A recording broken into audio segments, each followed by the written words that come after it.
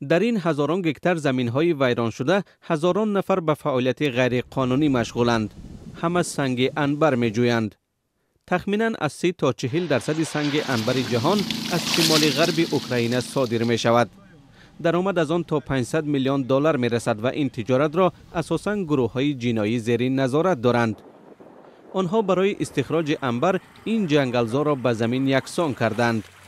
با بیل و کلند عنبر می‌جویند یا با فشار آب آن را از زیر خاک بیرون می‌آورند. Тут потисався, пішов туди, десь там потисався. День проходить.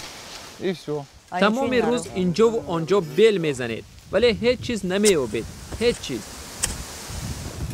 قیمت عنبر که سنگ حاصل شده از درخت کاج است به سبب افزایش تقاضا در چین 4 برابر بالا رفته است. استخراج غیر قانونی برای آنهایی که مزد ناچیز دارند درآمد اضافی می‌آورد. کاری سختی است. در 1 ماه و 2 ماه درآمد نمیگیری. هر قدر میجویی چیزی نمیابی ولی ممکن است در 1 یا 2 روز از 2 تا 3000 دلار فایده بگیری. А можна там за 2-3 дня, 2-3 тисячі доларів. Виведених помп нет. насоси обкаши ро ба кор мебаред?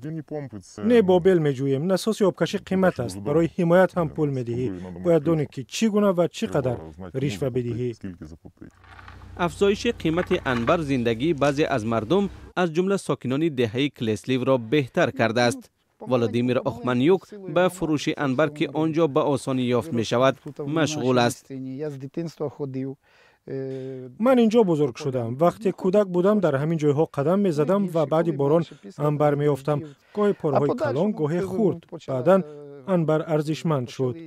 پولی میدان بازی رو از کجا یافتید؟ اگر بگویم مقامات برایم مشکل ایجاد میکنند. Якщо я вам скажу, звідки ці гроші взялися, то будуть питання опять же в правоохоронних органах в мене.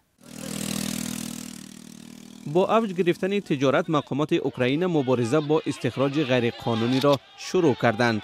ماه ایون ماموران پلیس در روستای دوبروویتس با عنبرجویان جنجال و کشمکش کردند. در ولایت ریونه در سال گذشته افراد نقابپوش مانع مقامات شدند که برای عملیات به اینجا آمده بودند.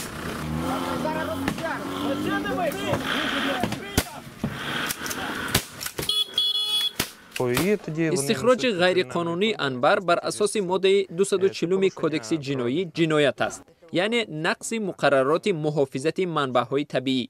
برای آن جریمه و حتی زندانی شرطی پیش بینی شده است. 9 شرکت اوکراینی حق استخراج عنبر را گرفتند ولی مقدار زیاد سنگ گرانبها غیر قانونی به دست می آید. اندری ویدرووی حقوقشناس سند به پارلمان پیشنهاد کرده است که به دیگران هم اجازه بدهد قانونی عنبر استخراج کنند ولی وکیلان پیشنهاداتش را نپذیرفتند. با ادامه استخراج غیرقانونی تخریب محیط زیست و خطر مناقشه خشونتبار زیاد می شود ولی هیچ علامت از حل مسئله دیده نمی شود. گروه های جنایی همچنان نظارت استخراج عنبر را در دست دارند و درآمد زیادی هم به دست می آورند.